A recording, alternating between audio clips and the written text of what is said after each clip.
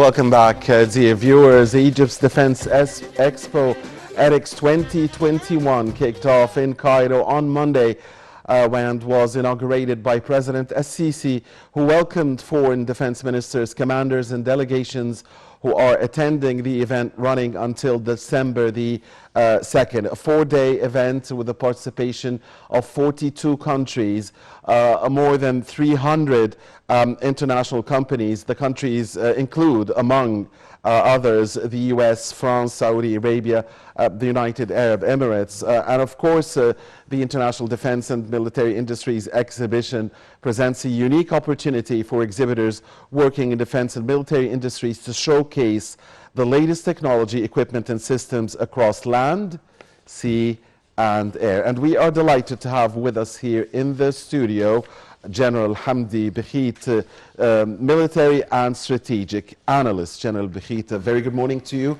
A pleasure to have you with us. Thank you for being with you. Good morning for you and for all this very... I can't say any word about your channel. I started with you since 1906. The pleasure is ours always, General Bekheet. Thank you for being with us. Now, the only tri-service defense and security exhibition in North Africa is EDX. Yeah. It hosts 42 countries, more than 300, close to 400 international companies. Tell us more, please, about this event. I consider EDX is one of the main pillars of military and strategic industries in the area. At the same time, I would say that EDX in its session 2 is promising for better and more advanced exhibition in that field in the future. When we are speaking about 400 military industry companies and more than 42 countries are participating, and expected the number of visitors exceeds more than 30,000. 300,000. 30,000. 30,000. Right. 30,000. Okay. 30,000. I'm positive about that. Yes, sure. Yes.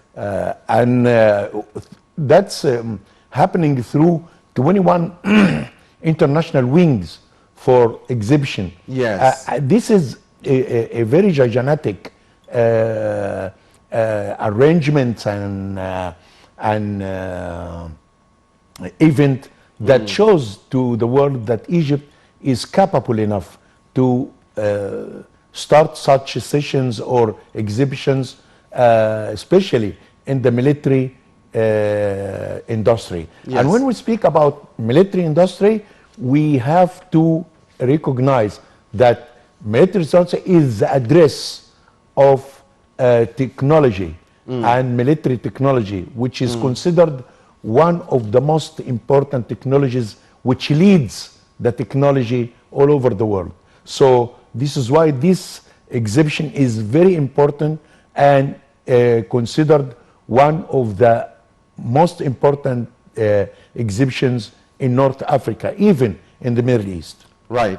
Now, the President said that the high turnout, General Bekheet, reflects the significance of the event and the efforts exerted in the organization of the Expo and the weight of Egypt and the participating nations and companies.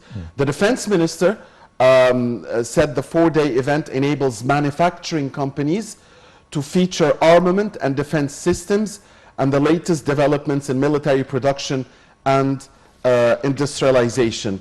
Now, tell us about the new technologies. I mean, is the defense field and the military field an area where we are also seeing great technological advances like we are seeing in other fields?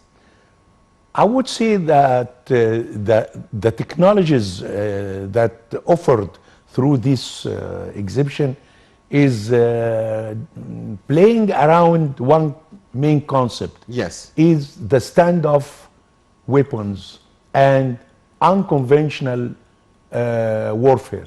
Okay. This is the main concept I could analyze from Please, please. what's happening, because nowadays the conventional wars is very expensive and costs too much money. It defeats the economy of any country. Now they are going to use unconventional war, like fighting against terrorism and unconventional crimes, crisis management, disaster management. So this is why this technology used to solve these complicated issues that faces the conventional forces. Now we see advanced versions of unmanned vehicles in the sea or in the air. At the same time, sensors and radars and even space technology. At the same time, directing fire systems, how to direct fire in a technology system. So this is very important nowadays. The precise use of military technology in a weapon or in a tool is the concept of this exhibition. So this is why this exhibition is distinguished one to offer all these kinds of military tools and weapons to let the countries who are interested and has some kind of concern about armament and developing their armed forces to see about how they can use these tools and weapons in the exhibition to develop their armed forces, especially on the shadow of these unconventional threats that is spreading all over the world nowadays. Now, among the president's previous well-known statements is that he said that the new wars are based on awareness and correct understanding, not only arms. Yes. So could you expand on this, please? I'm positive about that, because the learned lesson from 1973 is the early warning. Egypt could deceive all the intelligence systems in the world, even the superpowers. They couldn't discover or detect when Egypt and how Egypt is going to assault the canal. So this lesson is taught, has been taught to us, and is still being taught to us in the international schools all over the world. And they say a specific statement: we will not allow any kind of failure in the early warning. That's what's happened in 1973. 6th of October, 2 p.m., yes. right? So this is why all the nations are taking care of this field, and they are developing all the instruments, the tools, the weapons to discover this kind of early warning. This is number one. In the space, in the sea, on the land, in the air. Wherever you can find, the technology is concentrated on how to make an early warning. This is because the new war, as what the president has mentioned, is depending on the surprise, unconventional use of forces, unconventional tactics. So this is why when you compare what's what the armed forces have on the field, it wouldn't satisfy their needs to fight terrorism. So this is why we develop the tools of the conventional forces to fight unconventional war. So this is why this equation is representing a kind of hardship for industry companies or military industry companies to face this and satisfy the needs of the people who of the countries who are suffering from that and facing this problem. Now, General Bekheet, Defense Minister Mohammed Zaki said that the exhibition is aimed at opening new horizons of cooperation between Egypt and different world countries in the military industries. This is a good area. Yeah. Very good area, because such exhibition is a good environment for many countries, not to participate only or to watch only. Some of them are to sign protocols. Yes. Some of them to sign armament agreements. Some of them are to sign some deals of buying weapons and military systems and military fire system. So this is why this such exhibition is important. And on the other side, the cooperation between the countries is making kind of satisfaction and cooperation between these countries when they join a joint training, when they are practicing joint training. They have the trust and the confidence to make such a kind of training. I'm speaking about joint trainings, air, navy, land, special forces, whatever. So this gives a kind of confidence of this country to cooperate with Egypt. That's according to what they are watching in the exhibit, from the tools and weapons and equipment, and see how far this country with its military capabilities can organize such event and can organize such joint training.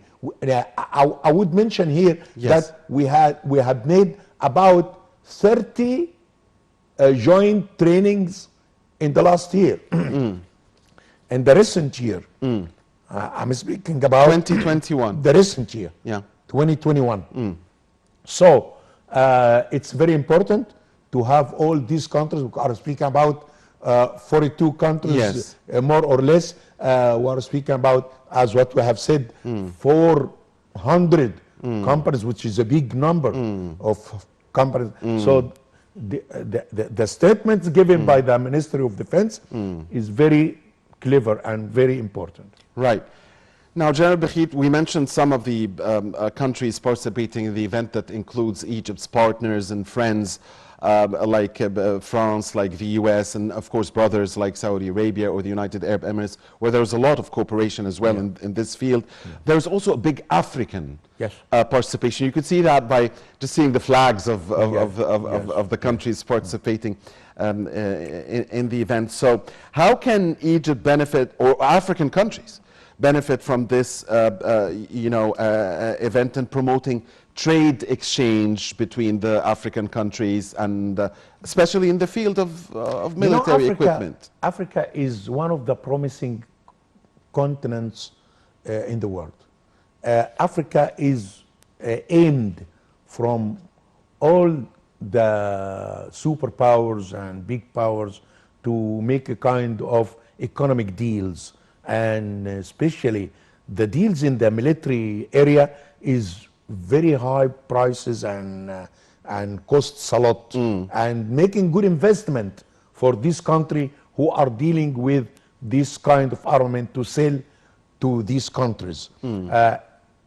Africa has started a kind of military cooperation, especially with Egypt, while the presidency period of the African Union that practiced by the President Abdel Fattah al-Sisi. So this is why these countries are trusting and confident enough with Egypt that they can provide them and offer them better environment and better facilities to choose and have the better armament system according to their capabilities or to their armed forces organization.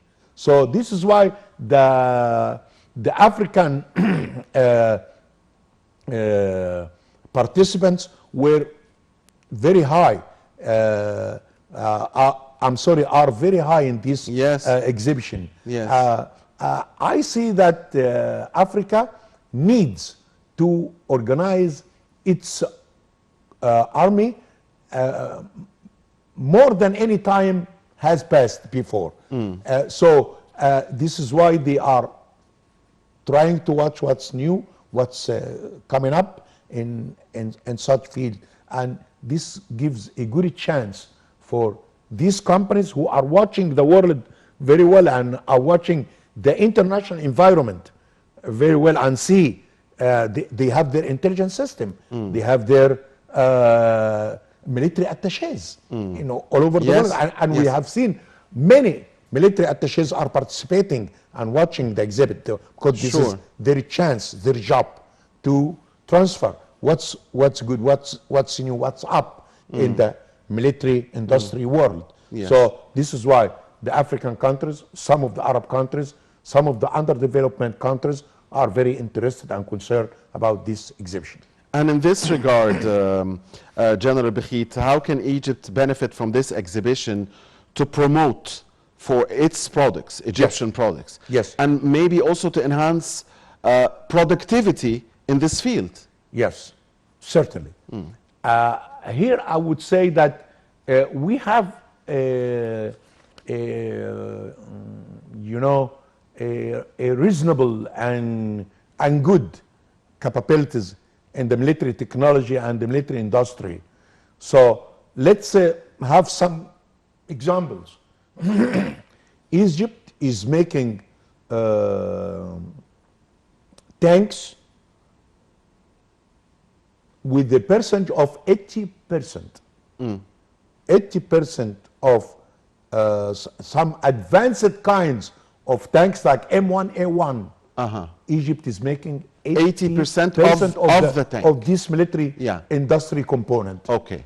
Number two, all kinds of armored vehicles or personal carriers, armored personal carriers, are made in Egypt in the factories of the Ministry of Military Production and the Arab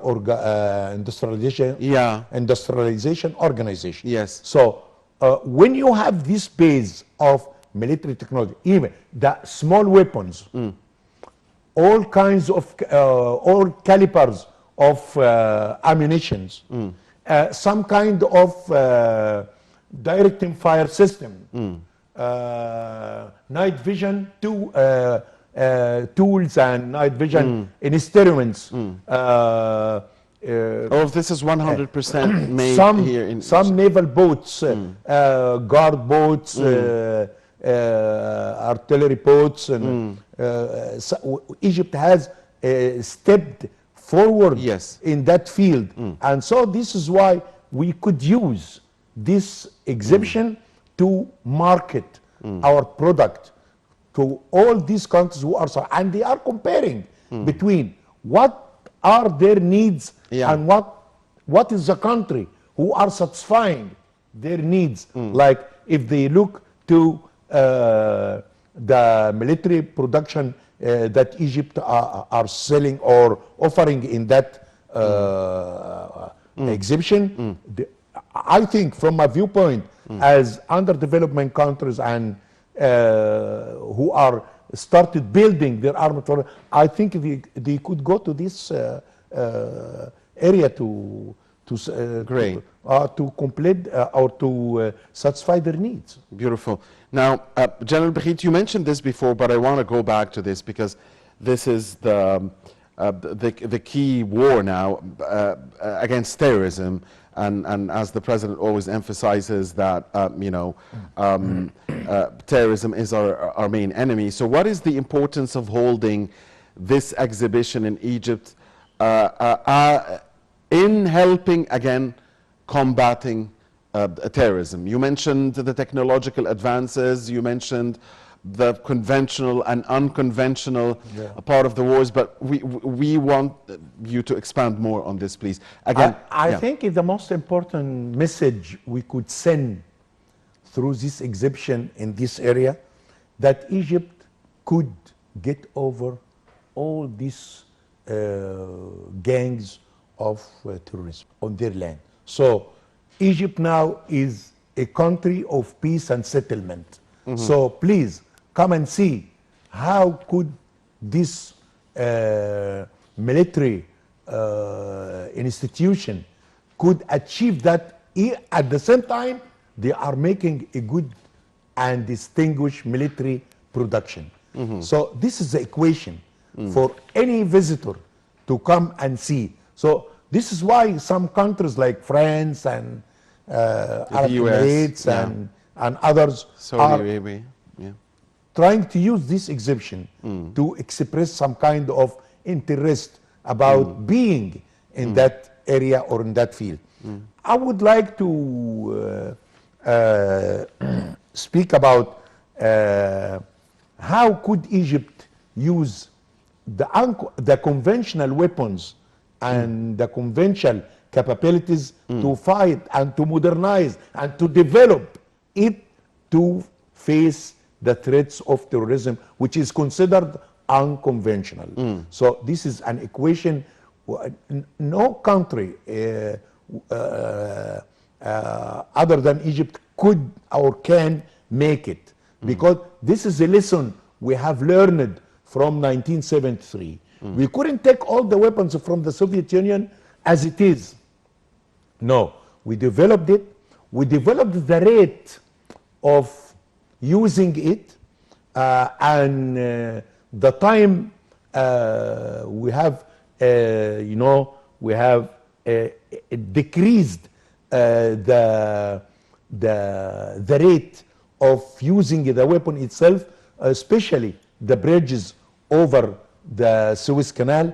Some of them were opened in 12 hours. The Egyptian military community could develop the rate of using this bridge in 6 hours. And all of the planning for this miracle happened between 67 and 73, right?